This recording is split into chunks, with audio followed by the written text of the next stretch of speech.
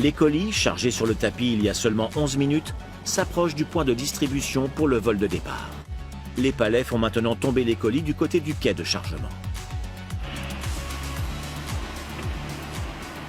Bien que le niveau d'automatisation soit très élevé, un nombre impressionnant de mains est encore nécessaire pour faire progresser les colis. 10 000 personnes travaillent ici. Ce sont surtout les petits colis qui ont besoin d'une intervention humaine. Les manutentionnaires dirigent les colis sur un tapis roulant. UPS utilise un système à plateau basculant. Les manutentionnaires disposent chaque colis sur un plateau individuel. Il y a 17 220 emplacements et chacun contient un colis, mais l'étiquette doit être tournée vers le haut. Grâce à l'étiquette, le colis est suivi et dirigé sur des kilomètres de tapis roulant jusqu'à sa destination finale.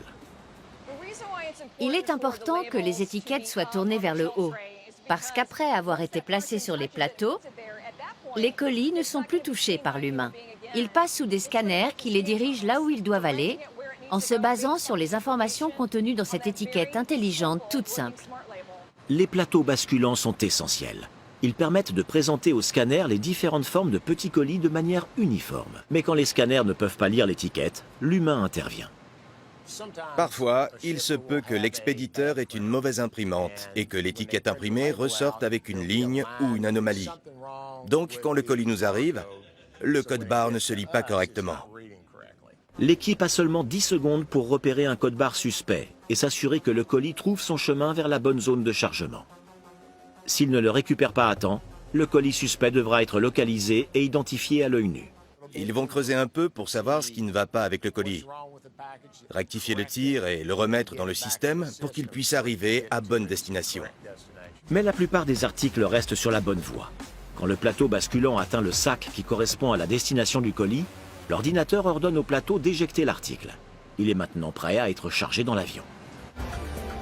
Les colis sont arrivés du côté piste et sont prêts à prendre leur vol. Il n'existe pas encore de robot capable de les empiler dans les conteneurs de fret.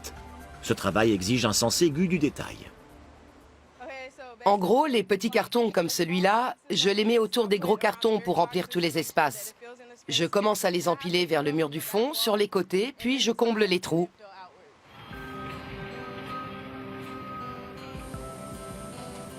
Les conteneurs chargés sont hissés sur l'avion et placés au fond de la soute.